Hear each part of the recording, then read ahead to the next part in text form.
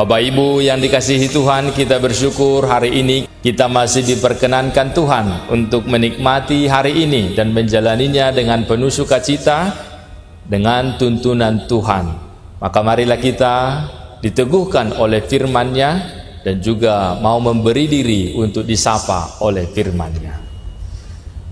Kasih karunia dan damai sejahtera dari Allah Bapa dan dari anaknya Tuhan Yesus Kristus kiranya menyertai hati dan pikiranmu. Amin. Firman Tuhan menyapa kita pada hari ini tertulis dalam 1 Yohanes 2 ayat 2. Dan ia adalah pendamaian untuk segala dosa kita, dan bukan untuk dosa kita saja, tetapi juga untuk dosa seluruh dunia. Demikian firman Tuhan. Yesus datang ke dunia untuk pendamaian. Kata pendamaian artinya menanggung hukuman Allah.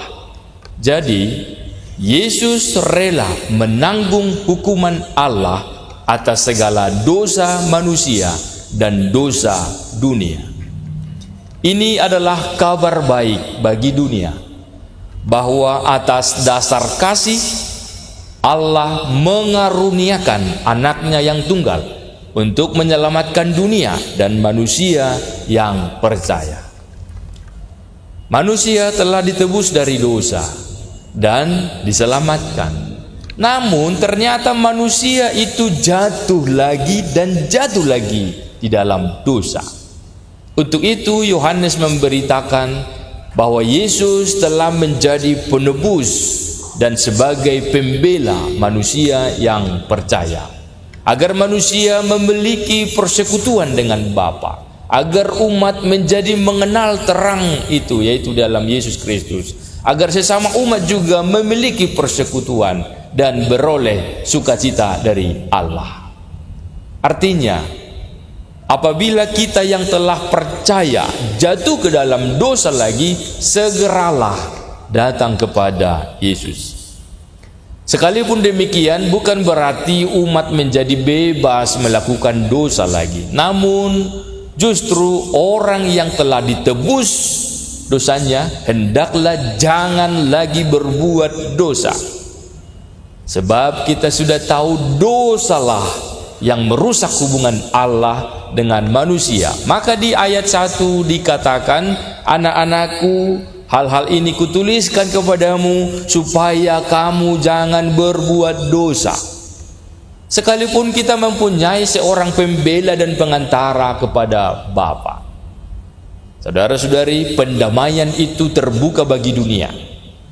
Artinya pengampunan itu terbuka bagi siapa saja yang percaya.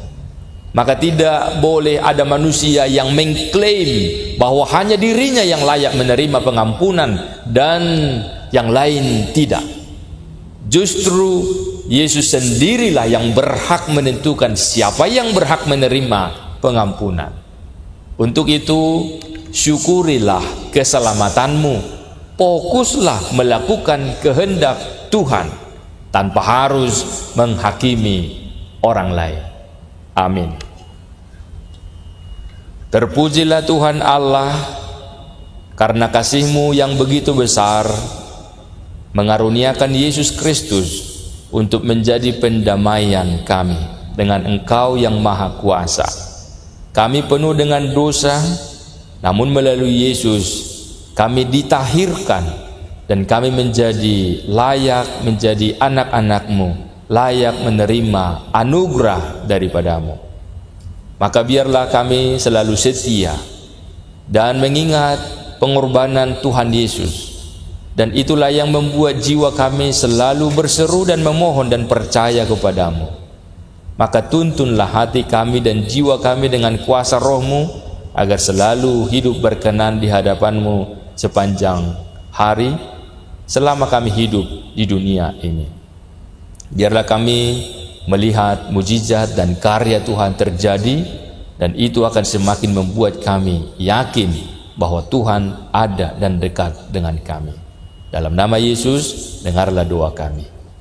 Amin. Anugerah Tuhan kita Yesus Kristus dan kasih setia Allah Bapa dan persekutuan Roh Kudus menyertaimu sekalian. Amin. Selamat beraktivitas Bapak Ibu, Saudara-saudari. Tuhan Yesus memberkati kita semua. Shalom.